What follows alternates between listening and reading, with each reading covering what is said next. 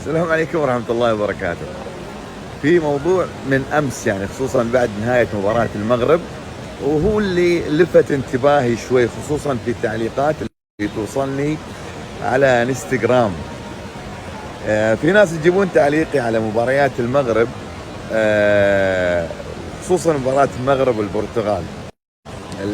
لما يقول طالت خلوها ما ادري شنو، ويضحكون علي انه يلا خلي المغرب تنفعك، ويلا ما ادري ايش، وينهم المغاربه، وطلعوا المغاربه، وايش تشرب يا خليل.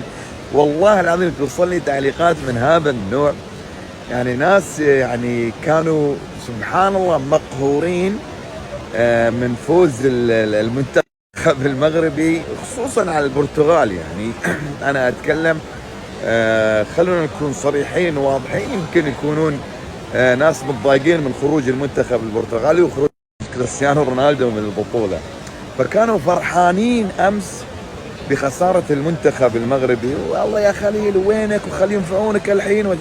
فأنا استغرب من مثل هذه العقليات. يعني طبعا هو في النهاية يحق له يشجع كل منتخب، أي منتخب أنت تبيه وأي لاعب أنت تبيه يحق لك أنك أنت تشجعه، بس لا تجي تلومني انا اني انا فرحت واستانست على فوز المنتخب المغربي وتاهل المنتخب المغربي للدور نصف النهائي.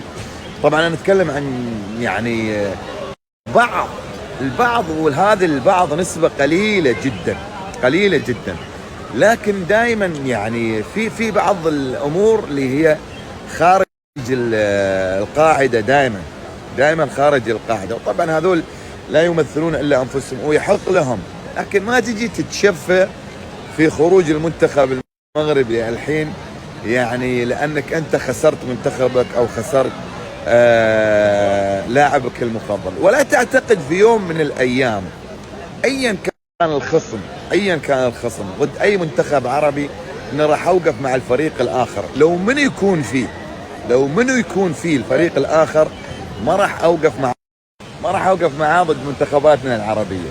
اي منتخب يواجه منتخب عربي، فصفنا ووقفتنا وتعليقنا ما راح يكون الا لصالح المنتخبات العربيه. نعم، حق المشاهد الحياد، لكن في بعض الامور ما فيها حياد.